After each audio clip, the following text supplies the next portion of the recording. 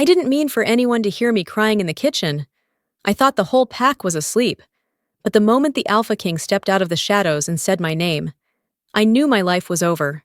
Because he shouldn't have known who I was. He shouldn't have touched my tears like he recognized the scent. And he should never, ever have seen the silver burning under my skin. That kitchen. Cold tile biting my palms, sticky blood threading through my muddy fingers. Felt like the last patch of safety I could ever hope for. Outside, the storm screamed, shoving the forest around like a playground bully. Each crack of thunder rattled the plates stacked above the sink and made the windows flicker with the frantic dance of tree branches. But inside, everything was too quiet. Rain dripped from my tangled hair, joining the puddle at my knees. The warmth of my own tears running hotter than the rain on my cheeks. I tried to stifle the broken sounds choking out of my chest, squeezing my lips tight, praying they'd sound like nothing at all. Praying that I could hide, not just from the monsters in the woods, but from myself. My legs still burned, carved by brambles, and weighted by the strange shimmer pulsing beneath my skin. I pressed my palm harder against the ugly gash on my thigh, but it didn't help the panic. It didn't help the wild, jittery light that flickered silver in the flesh of my wrist every time the lightning snapped. That silver was wrong. It was a secret that ought to stay hidden forever. The kitchen door groaned. I froze, trying not to even breathe. The Alpha King stood silhouetted in the hallway, his eyes like molten gold, too bright for the dark. He didn't bark out my name, he whispered it, like a promise or a threat. Like somehow, it belonged to him. Even though nobody outside my family should have known it, my heart jackhammered. His boots clicked on the wet floor, closer and closer, until I could smell the faint iron beneath his cologne. He crouched down, and the rage in his eyes blurred with something softer, something that looked nearly as lost as I felt. His thumb brushed away a tear, and his face changed. The moment his skin touched the silvery glow dancing over my cheekbone, the entire world seemed to stagger sideways. Sometimes, when people discover the truth, it comes with shouting. Sometimes, it comes with silence, heavy as stone. For us, it came with silence that burned all the way through. He saw it, the silver curling like moonlight under my skin. My secret wasn't a secret anymore. That night, he discovered the truth about my bloodline. And it didn't just destroy my world, it shattered the entire pack. If you're listening right now, hit subscribe to Crimson Moon by Benny. Because what happened next changed everything. Rain slammed against the windows as she scrambled through the night, breath catching in shallow, desperate bursts. Twigs lashed at her legs, every step driven by pure terror, chased by shadows she couldn't name, hunted by noises that twisted with every gust of wind. She ran because there had never been any other choice. If you've ever had that moment, the one when your chest feels like it could rip open from fear, when your feet keep moving only because stopping is worse, you know exactly what that storm felt like. Every muscle screamed for mercy. Her lungs felt starved, her vision blurry with wetness that might have been rain or tears or both. The forest loomed all around, its teeth and claws sharpened by night. But what scared her most was the silver burning just beneath her skin. It flickered with every heartbeat, growing brighter every time panic spiked. Behind her, something snarled. A shape darted between the trees. Just a shadow, but close enough that the snarl shuddered its way through her bones. The pack always said the woods were safe as long as you belonged. But tonight, nothing felt safe. She crashed through undergrowth, skidding on slick leaves, and tumbling, hands catching thorns, knees smashing into roots. She barely managed to crawl up the kitchen steps as the storm threw water in her face, every drop stinging like a slap. Then the door banged open, and she was inside. Muddy, shaking, wild-eyed. She pressed herself to the floor, trying to disappear, trying to hold herself together, but feeling her grip on reality slipping. The cold tiles bit through her jeans. She was too tired to even scream. Suddenly, she was not alone. The Alpha King's shadow fell across her, heavy and sharp. He didn't move like other people in the pack. His steps were measured, deliberate, like every inch of the ground belonged to him alone. His eyes caught the scant light from outside, glowing animal bright. When he spoke her name, something inside her snapped. His voice was both gentler and scarier than she'd imagined. She couldn't even look up, her shame pushing her face deeper into her arms, hiding the silver glow she knew would spell her doom. But the Alpha didn't leave. Instead, he knelt beside her. All heat and fury bottled up behind careful words. "Let me see," he said. She was shaking so hard she thought her bones might splinter. But his hand was steady, cool against her feverish temple. He tilted her face toward the moonlight leaking through the window. And there it was. Silver, seething under her skin, shining out for him to see. He almost flinched. His breath caught. His grip on her tightened. The rest of the pack wouldn't understand. They'd call her traitor, monster, exile. Everything she'd been hiding was scrawled across her face now, naked and bright, impossible to explain or run from. The Alpha King's shoulders hunched with the weight of knowing, his anger bleeding into fear. You can't stay here." His voice broke, softer than she'd ever heard. But when he saw the gash on her thigh, everything changed again. He lifted her, easily, as though she weighed nothing, cradling her against him so her wild heart stuttered with a shock of both fear and comfort. Outside, the pack's voices gathered, alarms and questions echoing louder than the storm. She caught his gaze, his eyes full of war, of hopeless want he'd never admit, of guilt for what he'd just uncovered. In that moment, she knew. He wasn't only her Alpha. He was the one the stories warned about. He was the danger, but also the only hope she had left. He carried her down the hallway, every step widening the distance between her old life and everything that was about to break loose. The storm outside crashed even harder now, as if it knew nothing would ever be the same within these walls. Every crack in the lightning felt personal.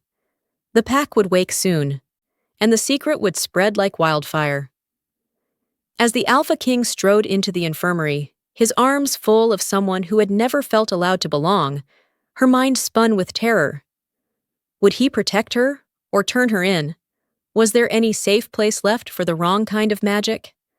What if this silver under her skin was the spark that would burn them all down? Hot tears fizzed over her cheeks. She didn't dare wipe them away, frightened he'd see just how much she cared, frightened of being weak before a man she was supposed to fear, but couldn't help needing. Every beat of that hour felt stretched, taut as a bowstring. She could hear the nurses whisper, feel the pack growing restless, sense the danger wrapping tighter each second. Her secret wasn't safe. His truth wasn't safe. There was no hiding now, not from herself, not from him, not from the world that wanted to tear her apart. She lay in the infirmary bed, heartbeat wild, skin sizzling with fear, and the half-hope that maybe, just maybe, the Alpha's care might mean something more than punishment. Outside, the rain kept lashing the windows. Inside, the world shifted. Hour 1 had begun.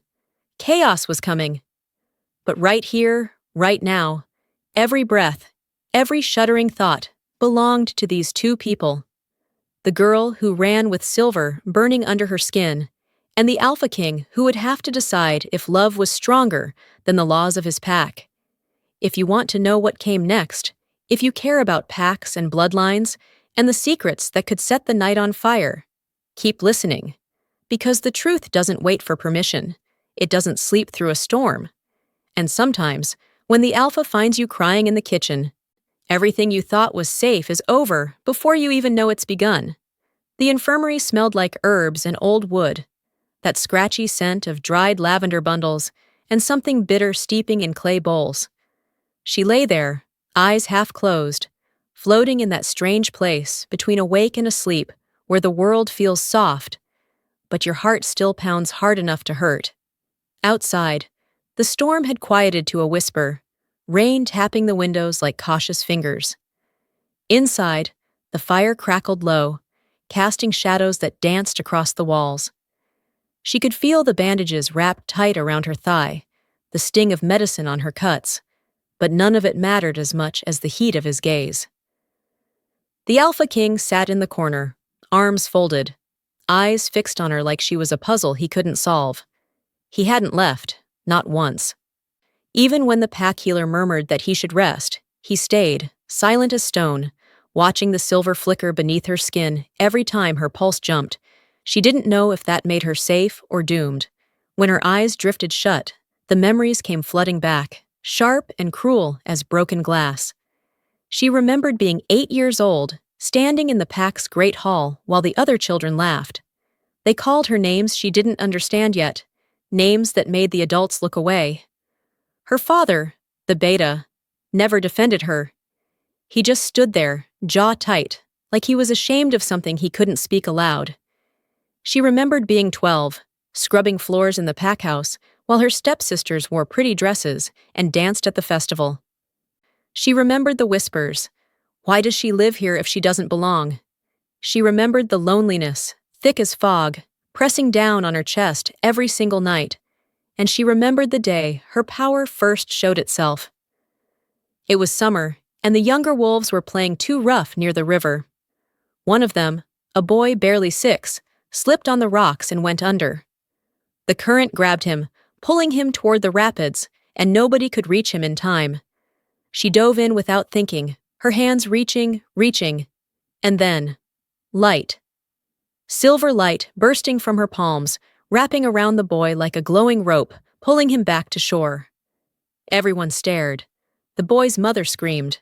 Her father dragged her away, his grip bruising her arm, his voice low and furious. Never again. Do you hear me? Never again. She learned to hide after that. Learned to swallow the light, bury it deep, pretend it didn't exist. But it never went away. It just waited, coiled like a snake beneath her skin, ready to strike the moment fear cracked her open. Now, lying in the infirmary, she could feel it pulsing, restless and wild. She pressed her hands to her chest, trying to hold it in, trying to keep herself from falling apart. The Alpha's voice cut through the dark, low and careful. "You're awake!" She flinched, eyes snapping open. He hadn't moved, but somehow he felt closer, like the air between them had shrunk. I didn't mean to cause trouble," she whispered, her voice raspy and small. He didn't answer right away. Just watched her with those burning gold eyes, the kind that saw too much, the kind that made you feel naked, even with blankets piled high. When he finally spoke, his voice was softer than she expected. "You didn't cause anything. The trouble was already there." She didn't understand. How could the trouble be there if she was the one who brought the silver, the one who made the shadows chase her, the one who didn't belong? "I should leave," she said, trying to sit up. But pain shot through her leg, and she gasped, falling back against the pillow. The Alpha stood so fast, his chair scraped the floor. He crossed the room in 2 strides, his hand pressing gently against her shoulder, keeping her down. "You're not going anywhere." His touch was warm, almost too warm, and she could smell him. Pine and smoke, and something wild that made her heart stutter. She shouldn't feel this way. He was the Alpha King, she was nothing. Less than nothing. But when his thumb brushed the edge of her collarbone, the silver under her skin flared, bright enough to light the whole room. He sucked in a breath, pulling his hand back like she'd burned him. "What are you?" he whispered, and for the first time, she heard fear in his voice. She shook her head, tears spilling hot down her cheeks. I don't know." He stepped back, running a hand through his dark hair, pacing like a caged animal. She could see the war in his face, anger, confusion, something else he was fighting hard to bury. Finally he stopped, turning to face her with a look so intense it stole her breath. "There's a prophecy," he said, voice tight. "One the elders buried years ago. They said it was nonsense, a myth to scare cubs. But I remember the words. I've always remembered them." She waited, heart pounding so hard she thought it might break through her ribs. It said a child born of silver blood would rise when the pack needed her most, that she'd bring either salvation or ruin. They never said which. The room felt too small, too hot. She wanted to scream, to tell him he was wrong, that she wasn't special, wasn't chosen, wasn't anything but broken and afraid, but the words stuck in her throat. The Alpha knelt beside her bed, his face level with hers, and when he spoke again, his voice was barely a whisper. I knew your name before you ever told me. I've known since the moment you were born, because the prophecy whispered it to me in my dreams. She felt the world tilt, felt everything she thought she knew crumble into dust. Why didn't you say anything? Why didn't you? Because I didn't want it to be true. His voice cracked, raw and honest. Because if you're the one the prophecy speaks of, then everything we've built, everything we've protected, is about to change. And I don't know if we'll survive it. The fire crackled. The rain tapped. And somewhere deep in the forest, a wolf howled, a sound so mournful it made her chest ache. The Alpha stood, his shoulders heavy with the weight of something she couldn't see. Rest tonight. Tomorrow, we go to the sacred forest. There's someone you need to meet. Who? She asked, but he was already walking toward the door. He paused in the doorway, silhouetted by the dim hallway light. Someone who's been waiting a very long time to see you. Then he was gone, and she was alone again, the silver burning beneath her skin, the prophecy echoing in her mind, and the terrifying certainty that nothing would ever be the same. Morning came pale and quiet. The storm washed away, leaving the world clean and cold. She woke to the healer's gentle hands changing her bandages, the old woman's face unreadable. When she tried to ask questions, the healer just shook her head and left without a word. The Alpha came for her before the sun fully rose. He didn't knock, didn't ask permission, just stepped into the infirmary with a cloak draped over one arm and that same unreadable expression carved into his face. Can you walk? He asked. She nodded, though her legs still throbbed. Pride wouldn't let her show weakness, not now. He handed her the cloak, thick wool, dark green, smelling faintly of cedar, and turned his back while she dressed. The simple kindness of it made her throat tight. Outside, the pack was stirring. She could hear voices in the distance, the clang of pots from the kitchen, the laughter of children chasing each other through the courtyard. Normal sounds, safe sounds, but when she stepped outside with the Alpha, those sounds stopped, faces turned, eyes narrowed. She saw the suspicion, the fear, the way people pulled their children closer as she passed. The Beta, her supposed father, stood near the gate, his face carved from stone, saying nothing. Her stepsisters whispered behind their hands, smirking like they'd always known she'd come to this. The Alpha's hand found her elbow, steady and firm, guiding her forward. Ignore them, he murmured, but his voice was tight with barely controlled anger. They left through the north gate, the one that led into the deep forest where only the bravest hunters dared go. The trees here were ancient, their trunks wide as houses, their branches tangled so thick the sunlight barely reached the ground. The air felt different here, heavier, older, like stepping into a place that remembered things the world had forgotten. She kept close to the Alpha, her breath misting in the cold air, her heart hammering with every snap of a twig, every rustle in the underbrush. He moved like he belonged here, silent and sure, his eyes scanning the trees with the ease of someone who'd walked this path 1,000 times. After what felt like hours, she noticed something strange. The trees, they had marks on them, carvings, deep and deliberate, symbols she didn't recognize, but that made her skin prickle with recognition. And as they walked deeper, those symbols began to glow, faint at first, just a shimmer of silver light tracing the grooves in the bark. But the closer she got, the brighter they became, until the whole forest seemed to pulse with soft, eerie light. The Alpha stopped, turning to look at her, with something like awe in his eyes. They're responding to you. I don't understand, she breathed, fear coiling in her stomach. The runes, he said, gesturing to the glowing symbols. They were carved by the first Alphas, the ones who founded the packs. They only light for those of ancient blood. I've walked this path 100 times, and they've never done this for me. She wrapped her arms around herself, trying to hold in the trembling. I don't want this. I didn't ask for this. I know. His voice was gentler than she'd ever heard it. But some things choose us, whether we're ready or not. The wind picked up, whispering through the trees, and she swore she heard her name in it. Not just once, over and over. Like a chant, like a song, like a warning. The wolves began to howl, dozens of them, maybe hundreds, their voices rising and falling in a pattern that made her bones ache with longing.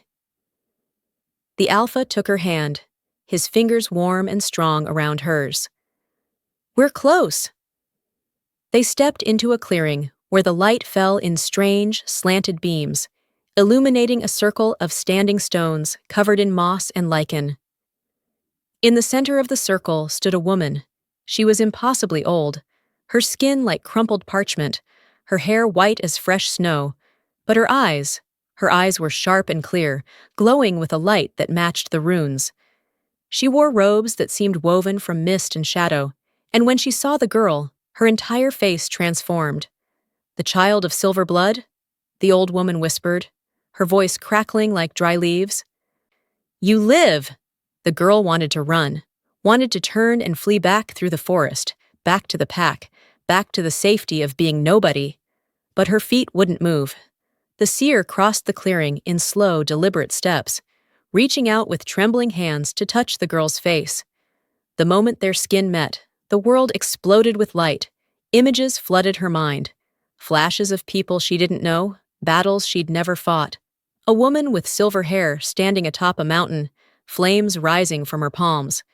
She saw packs bowing, she saw cities burning, she saw a throne carved from stone and bone.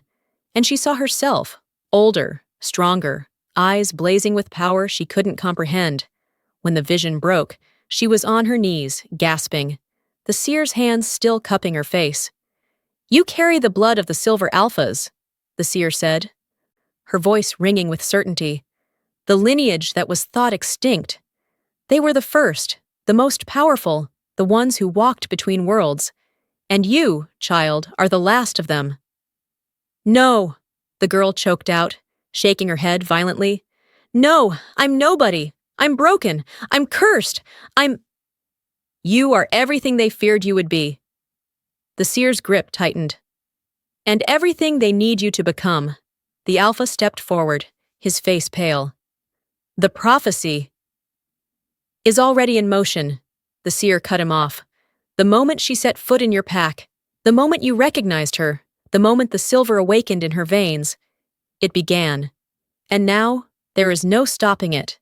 The girl looked up at the alpha, saw the fear and wonder warring in his eyes, and felt something inside her crack wide open. What does it mean? She whispered. What am I supposed to do? The seer released her, stepping back with a sad smile.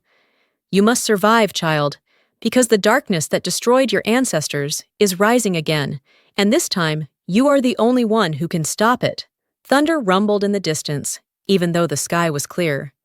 The runes on the trees flared brighter, and somewhere deep in the forest, something roared. A sound so massive and terrible, it made the ground shake. The alpha grabbed her arm, pulling her to her feet. We need to go, now! But the seer raised a hand, her eyes suddenly wide with terror. Too late! They've found her! Shadows burst from the trees, massive, writhing things with glowing red eyes and teeth like shattered glass. Shadow wolves, the kind from nightmares, the kind that shouldn't exist outside of ancient stories. They circled the clearing, snarling, their breath reeking of decay. The alpha shifted in an instant, his body rippling and reforming into a massive black wolf, placing himself between her and the beasts. But there were too many, too fast, too hungry. The girl stumbled back, her heart screaming in her chest, the silver in her veins burning so hot she thought she'd catch fire.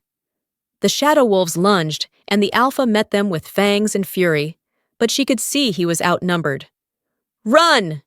He roared, his voice echoing even in wolf form, but she couldn't. Her legs were frozen, her mind blank with terror. And when one of the shadow wolves broke past the alpha, racing straight for her with jaws wide. Something inside her snapped. Light exploded from her hands, pure and blinding, slamming into the beast and sending it flying back into the trees. The other wolves froze, staring at her with something like fear in their glowing eyes. She stared at her hands, trembling, the silver now visible beneath her skin like veins of starlight. The seer laughed, a wild, joyful sound. "Yes!" the old woman breathed. "Yes, that's it. Remember who you are." But the girl didn't feel powerful. She felt terrified, lost, like she was drowning in something too big to understand. The shadow wolves retreated into the forest, their snarls fading to nothing, and the alpha shifted back, bloodied but alive, his eyes locked on her with something she couldn't name. "What have I done?" she whispered. The seer placed a hand on her shoulder. "You've begun." And somewhere, deep in the heart of the forest, something ancient and terrible stirred, whispering her name. They didn't speak on the walk back. The alpha led the way, his movements tight and controlled, his wounds already healing with that impossible speed only the strongest wolves possessed. She followed, her mind spinning, her hands still tingling with the memory of that light, that power she'd never meant to unleash. The forest felt different now, watchful, waiting. Every shadow seemed deeper, every sound sharper.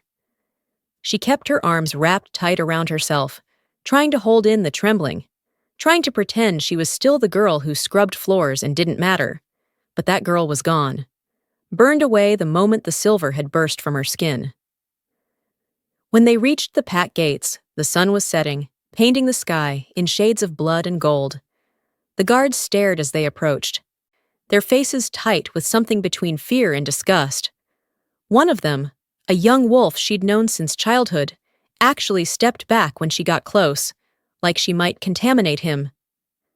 The alpha's growl was low and dangerous. "Open the gate!" They obeyed, but she could feel their eyes on her, could hear the whispers starting even before they'd fully entered the compound. By the time they reached the main hall, a crowd had gathered. The beta stood at the front, his face carved from stone. The elders flanked him, their expressions grim.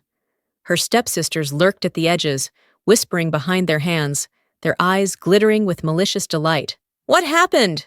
the beta demanded, his voice cold. The alpha stepped forward, his presence commanding instant silence. "We were attacked, shadow wolves, deep in the sacred forest." Gasps rippled through the crowd. Shadow wolves were legend, the kind of monsters parents used to scare children into obedience. Nobody had seen one in generations. "And?" the beta pressed, his eyes flicking to the girl with barely concealed contempt. The alpha's jaw tightened. "And they came because of her, because they sensed what she is." The crowd erupted, shouts, accusations, panic spreading like wildfire. Someone yelled, "Cursed!" Someone else screamed, "Demon!" A woman she'd once served tea to spat at her feet. She wanted to disappear, to melt into the ground, to wake up and find this was all a nightmare. But the alpha's hand found hers, his grip firm and grounding, and when he spoke again, his voice cut through the chaos like a blade. Enough. Silence fell, immediate and absolute. The Alpha King didn't raise his voice often, but when he did, everyone listened. "She is under my protection," he said, each word deliberate and final. "Anyone who harms her answers to me." The beta's face twisted with something ugly. "You would protect her? After she brought those monsters to our doorstep?" "I would protect her," the Alpha said quietly, "because she is more valuable than any of you understand." "She's dangerous," one of the elders hissed, stepping forward. "The prophecy speaks of destruction." "The prophecy speaks of salvation," the Alpha countered. "And you're too frightened to see the difference." The elder's eyes narrowed.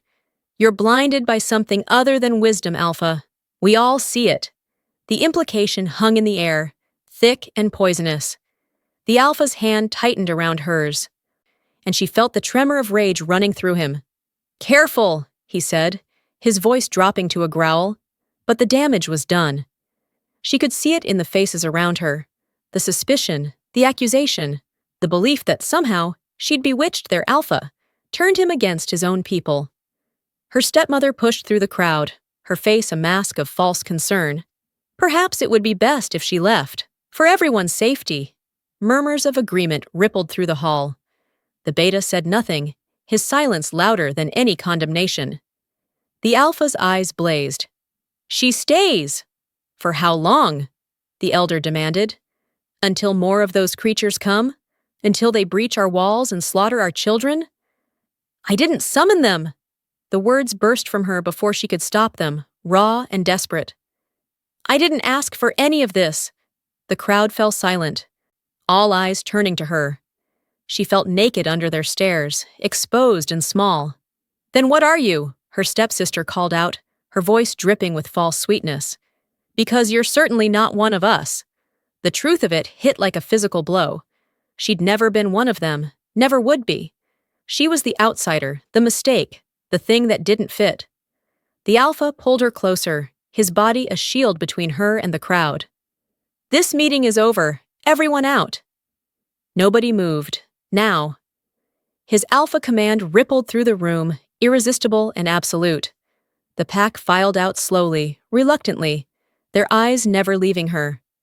When the hall finally emptied, only the beta remained, standing by the door with his arms crossed. You're making a mistake, he said quietly. Then it's mine to make, the alpha replied. The beta's eyes flicked to her. Cold and empty. She's not my daughter, never was. I owed a debt, took her in, but I don't owe her protection. The words shouldn't have hurt. She'd always known he didn't love her. But hearing him say it out loud, so casually, like she was nothing, it carved something out of her chest. The alpha's growl was barely human. Get out! The beta left without another word. The silence that followed was deafening. She stood there, trembling, the silver still flickering beneath her skin, the weight of everything crushing down on her. I should go, she whispered, before someone gets hurt. The alpha turned to face her, his expression raw. You're not going anywhere. Why? The question came out broken. Why do you care? He stared at her for a long moment, something fierce and frightened, warring in his eyes. When he finally spoke, his voice was so quiet she almost missed it. Because I've been waiting for you my whole life. And I'm not letting you go. The confession hung between them, fragile and terrifying. Outside, the night pressed close, and somewhere in the darkness, the shadow wolves howled, hungry and patient. The attack came at midnight. She woke to screams, to the crash of breaking wood, to the snarls of wolves, both pack and shadow, tearing through the compound. The alpha burst into her room without knocking, his eyes wild, his clothes already stained with blood. We have to go, he said, grabbing her hand. She didn't argue, didn't ask questions, just ran with him through the chaos, past bodies she tried not to look at, past flames licking up the walls, past the terror that threatened to choke her. They fled into the forest, the sounds of battle fading behind them, replaced by the pounding of her heart and the rasp of her breath. Rain had started again, cold and relentless, soaking through her clothes within minutes. The alpha led her deep into the trees, to a place she'd never seen before. A cave hidden behind a waterfall, the entrance narrow enough that she had to squeeze through sideways. Inside, it opened into a surprisingly large space, dry and dark, smelling of earth and old stone. He released her hand, moving to build a fire from supplies he'd apparently stashed here long ago. She stood shivering, her mind still reeling from the attack, from the screams, from the knowledge that people were dying because of her. It's not your fault, the alpha said quietly, not looking up from the fire. How can you say that? Her voice broke. They came for me. Those things, they want your power, he finished, finally meeting her eyes. Because whoever controls you, controls the future. The fire caught, casting flickering shadows across his face. She could see the exhaustion there, the weight he carried, the cracks in his armor. I don't know how to control it, she whispered. The power, the silver. I don't even know what it is. Then I'll help you learn. Why? She stepped closer, frustration and fear bleeding into anger. Why are you doing this? Your pack hates me. Your people want me gone. You could have so much more if you just— I don't want more. He stood, closing the distance between them in 2 strides. I want you. The words stopped her cold. She stared at him, at the raw honesty in his face, at the way his hands clenched at his sides like he was fighting the urge to reach for her. You don't know me, she said weakly. I've known you since before you were born. His voice was rough, desperate. The prophecy, the dreams. I've seen your face 1,000 times. Heard your voice calling to me across distances I couldn't cross. I thought I was going mad, thought it was punishment for some sin I couldn't name. But then you walked into my pack house, bleeding and terrified, and glowing with power you couldn't control, and everything made sense. She couldn't breathe, couldn't think. The air between them felt charged, electric, like the moment before lightning strikes. This is insane, she whispered. I know. We can't. I know. But he was closer now, so close she could feel the heat radiating from his skin.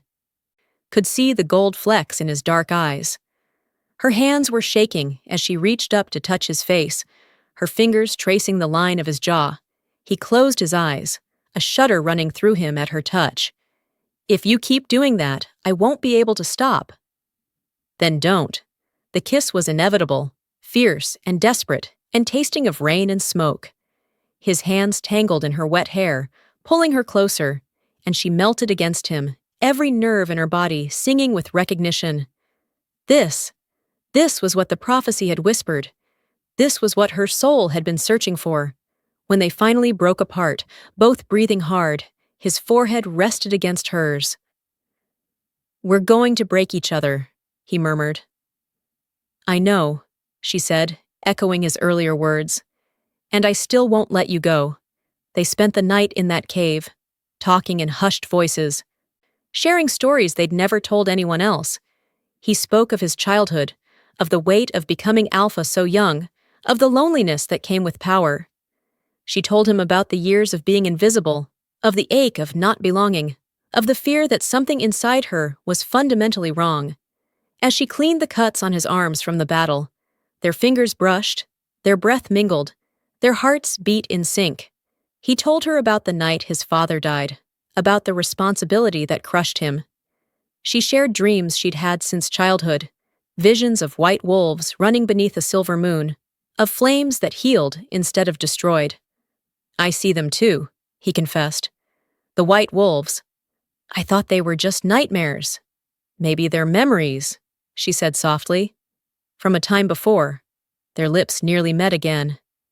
Hovering so close she could feel his breath on her skin. Every instinct screamed at them to close that distance, to claim what the universe had apparently decided belonged to them. But the alpha pulled back, his control visible in the tension of his jaw. Not yet. Not until you're safe. Not until I know I can protect you. It should have frustrated her, should have hurt, but instead, it made her love him more, because even in the middle of chaos, he chose her well-being over his own desire. Outside, the rain poured. Inside, the fire burned low. And somewhere between the darkness and the light, 2 souls recognized each other, bound by prophecy and choice in equal measure. Morning came gray and unforgiving. They returned to find the pack house in ruins, walls scorched, gates broken, blood staining the courtyard stones. The dead had been laid out in rows, covered with white cloths, and the wailing of mourners filled the air. The beta waited at the entrance, his face harder than she'd ever seen it. Behind him stood the council of elders, their expressions carved from judgment. You will answer for this, the beta said, his voice like ice. The alpha stepped forward. She had nothing to do with— She has everything to do with it. The beta's shout echoed across the courtyard. Those creatures came for her. Our people died because she exists. The crowd that had gathered murmured agreement. She saw faces she recognized, people she'd served, worked beside, tried to befriend, all looking at her with hatred. Bring her to the council hall, the head elder commanded. Let truth be spoken. They had no choice. The Alpha's hand found hers as they walked through the hostile crowd, his presence the only thing keeping her from collapsing under the weight of their stares. The council hall was packed, every seat filled, people standing along the walls.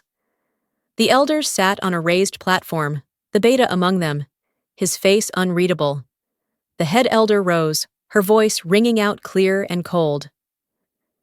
We gather to determine the fate of the one who calls herself Pack, but whose very existence has brought death to our door. I never called myself Pack, the girl said quietly. You all made sure I knew I didn't belong. The elder's eyes narrowed. Then perhaps it is time we learned the truth. Beta, speak! The beta stood, and for a moment, something like regret flickered across his face. But it was gone as quickly as it came. 20 years ago, I owed a blood debt to a dying wolf from the Northern Territories. She had saved my life in battle, and when she came to me, broken and bleeding, carrying a child, I could not refuse her. She made me swear to raise the baby as my own, to keep her heritage secret. And then she died. The hall erupted in whispers. The girl's world tilted sideways. What heritage? The head elder demanded. The beta's jaw worked, the words clearly costing him.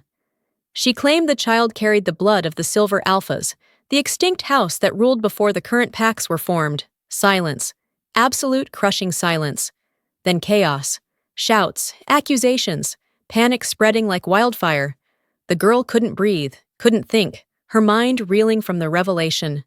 Not the beta's daughter, never his daughter. A stranger's child, carrying the blood of legends. The head elder slammed her staff against the floor, the sound cracking like thunder. Silence! The room obeyed, but the fear remained, thick and poisonous. The Silver Alphas, the elder said slowly, were destroyed for a reason. Their power was too great, too unstable. They nearly tore the world apart in their wars. If she truly carries that blood, she does.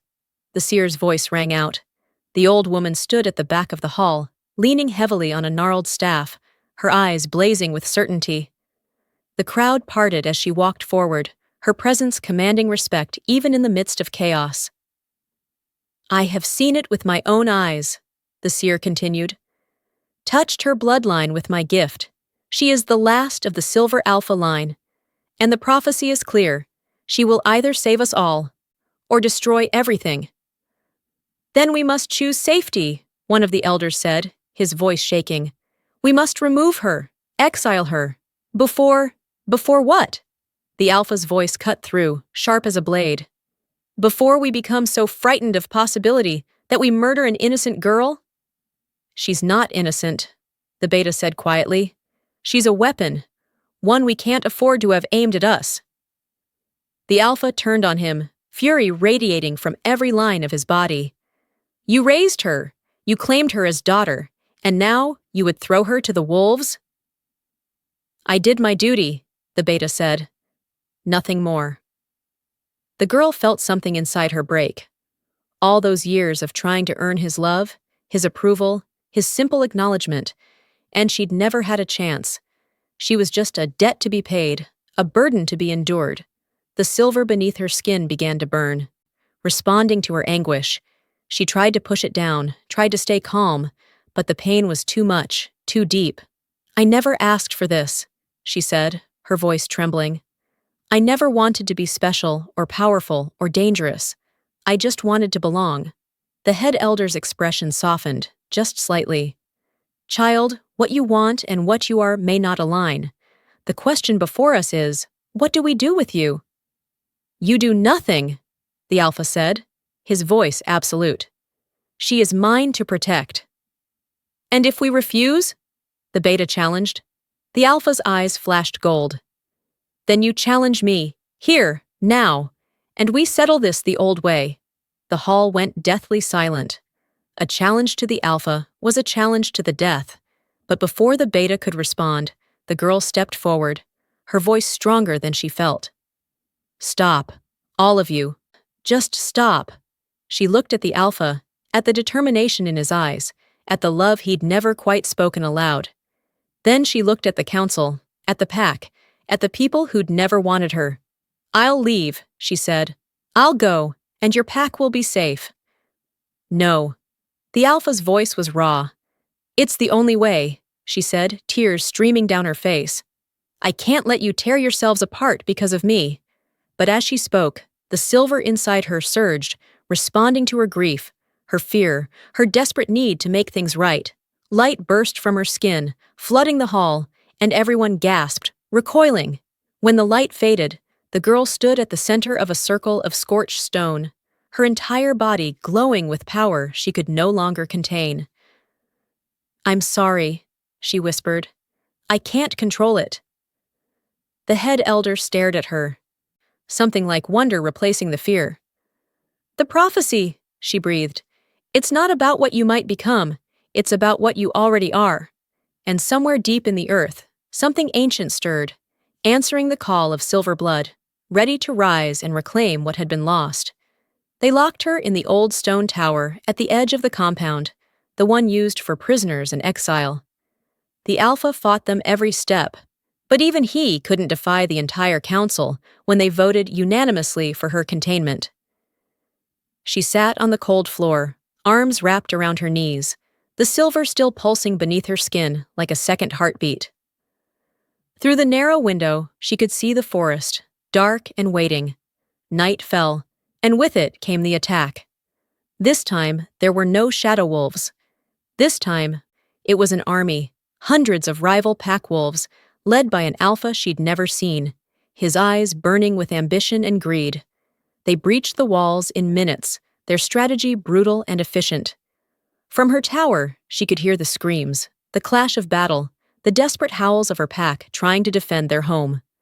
She pressed her hands against the door, pounding, shouting, begging to be let out. But no one came. She could feel them dying, feel the pack bonds snapping one by one, each death a small earthquake in her chest. The pain drove her to her knees, tears streaming, silver burning so hot she thought she'd combust. And then she felt him, the Alpha, wounded, desperate, calling her name across the distance. Something inside her snapped. The power she'd been fighting, denying, trying to cage, it exploded. Silver flames erupted from her skin, consuming the door, the walls, the very stone of the tower. She stood at the center of an inferno that didn't burn, only transformed. Her body shifted, bones cracking and reforming, but not into the shape she'd expected. Not a normal wolf. Something bigger, more ancient, covered in fur that glowed like moonlight, eyes blazing silver white. The legendary silver alpha form, unseen for centuries, rose from the ashes of the girl who'd thought herself powerless. She leapt from the tower, landing in the middle of the battlefield with such force the ground cracked beneath her paws. Wolves on both sides froze, staring at the impossible sight. The rival alpha snarled, charging at her with teeth bared. She met him head-on, her power crashing against his in a collision that sent shockwaves through the air. But where his strength came from dominance and violence, hers came from something deeper: protection, love, the desperate need to save her pack. She was stronger. The rival alpha fell, unconscious, before he hit the ground. His army scattered, fleeing into the forest, terrified of the legendary creature they'd only heard about in stories. She stood there, breathing hard, her silver form radiant in the moonlight. The pack stared at her in awe and fear, but she only had eyes for one. The alpha limped toward her, his human form battered and bleeding, but alive. When he reached her, he placed a trembling hand on her massive head. "I knew it was you," he whispered. "I've always known." She shifted back, the transformation easier this time, until she stood before him in human form, still glowing faintly, tears streaming down her face. "I couldn't let them hurt you," she said. He pulled her into his arms, holding her so tight she could barely breathe. "You magnificent, terrifying, impossible woman."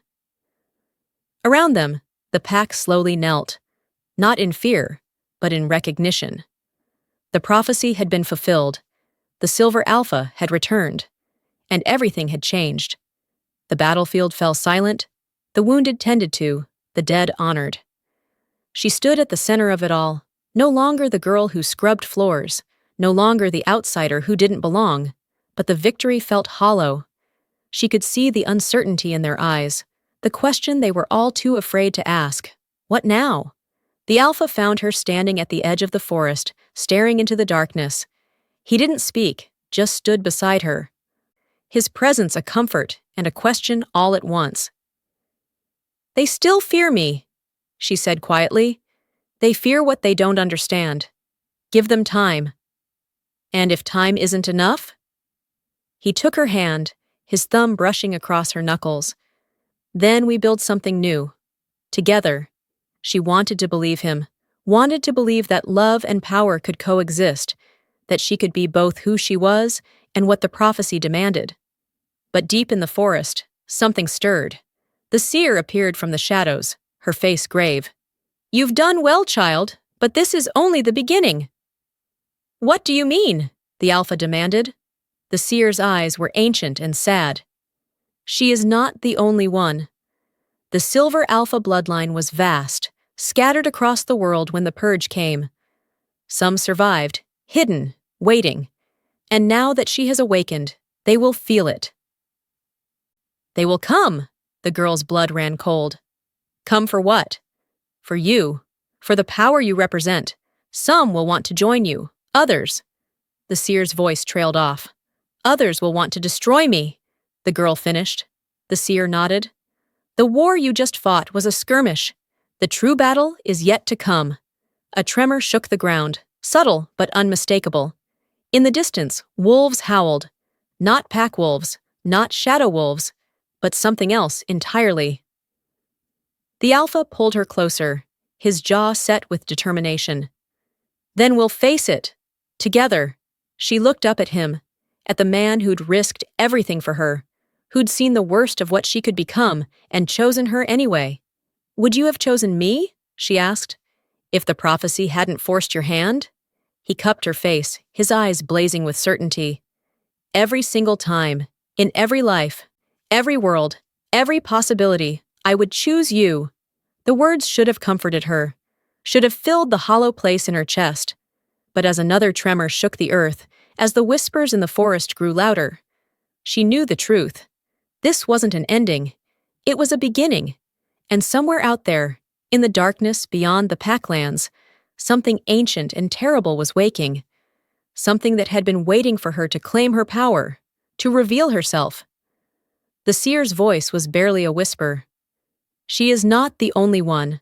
A final tremor split the ground at the forest's edge, and from the crack a sound emerged.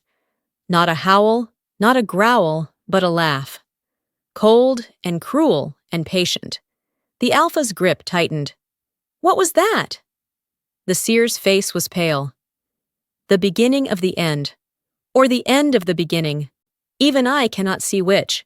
She stood there, wrapped in the Alpha's arms, her power still humming beneath her skin, and stared into the darkness that waited. The prophecy had been right about one thing.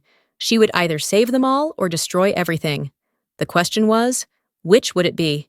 If you want to know what happens next, if you want to follow her journey into the darkness, if you want to see whether love is stronger than destiny, subscribe to Crimson Moon by Benny. Because this story isn't over. It's only just begun. And whatever is coming, it knows her name.